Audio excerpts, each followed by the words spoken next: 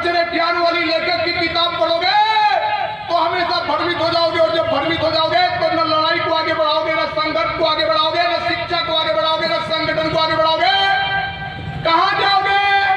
जो मनुवादी व्यवस्था के लोग, जो हम आपको सबको दिग्भ्रमित करने के लिए सुबह शाम रणनीति बनाते हैं, योजना बनाते हैं, उनके पीछे जाके आप दिग्भ्रमित होगे और बाबा साहब की बात भी करोगे, लेकिन जाके उन्हीं के दायरे में बैठ जाओगे। और जब संविधान निर्माता की बात करके जब सरकार बनेगी, बाबा साहब ने तो कहा था बैलेट बॉक्स से रानी और राजा का बेटा नहीं पैदा होगा, लेकिन आज की डेट में बैलेट बॉक्स से कौन पैदा हो रहा है?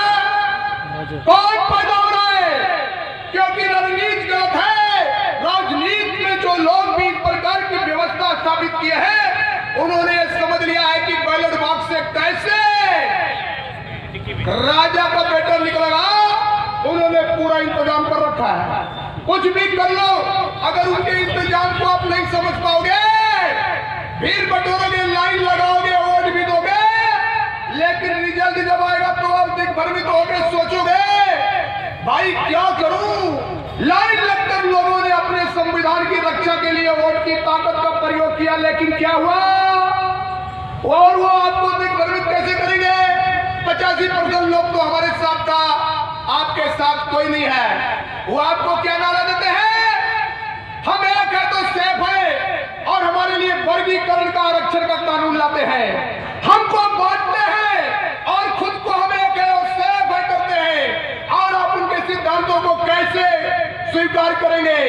अगर वर्गीकरण का कानून आरक्षण में हमारे देश में लागू हुआ, इसका मतलब हम एक नहीं है और सेफ नहीं है। तो उनके नारे से उनसे आप पूछिए, हम एक, आपको कहते हो हम एक है तो सेफ है, और कानून तो हमारे लिए आप बना देते हो वर्गीकरण का।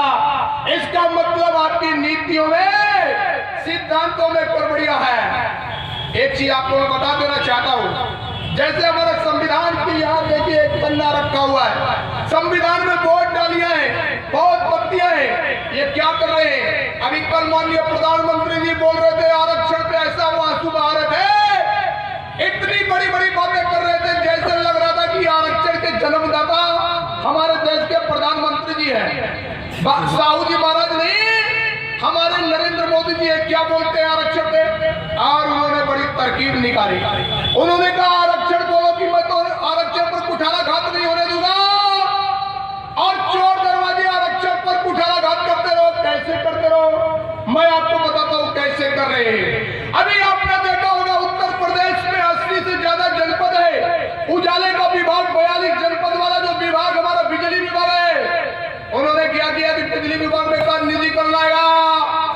अगर निजीकरण लाएगा तो संवैधानिक व्यवस्था के तहत आरक्षण कहां जाएगा?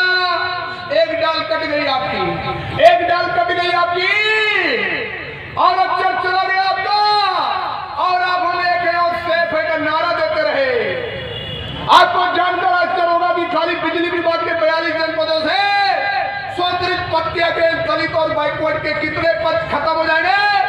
16,000 पद एक झटके में खत्म हो गए, और खत्म हो जाएंगे। आगे उन्होंने क्या कहा? आगे उन्होंने कहा निजीकरण होने की प्रक्रिया में सबसे ज्यादा संवैधानिक लाभ किसका होगा? देश के 3 करोड़ 45 लाख उपभोक्ताओं का होगा। साथियों, मैं इसलिए बात कर रहा हूं किस प्रकार से वो हम पर कुठाराघात कर रहे हैं। कौन आएगा? अडानी आएगा, अंबानी आएगा, टाटा आएगा। हमने कहा भाई अडानी अंबानी का प्रोजेक्ट कहां सफल है? उन्होंने कहा आप वर्मा जी, आपको वर्ल्ड एनर्जी काउंसिल, विश्व ऊर्जा काउंसिल के स्थायी सदस्य है, फ्रांस के भी स्थायी सदस्य है। आप बॉम्बे में देख लो, उड़ीसा में देख लो। हमने कहा भाई उड़ीसा भी हमने देख लिया, वहां 5,000 रुपए का 1 किलोवाट का कनेक्शन है, और उत्तर प्रदेश में 1200 रुपए वाट का 1 किलोवाट का कनेक्शन है। तो 5,000 रुपया तो हमारा दलित और पिछड़े वर्ग का लोग नहीं दे पाएगा, वो तो लाल युग में पुरानी व्यवस्था में चला जाएगा। हमने कहा मैंने बंबई को भी पढ़ लिया, वहां 18 रुपया प्रति यूनिट अधिकतम बिजली है घरेलू उपभोक्ताओं की। उत्तर प्रदेश में कितनी है?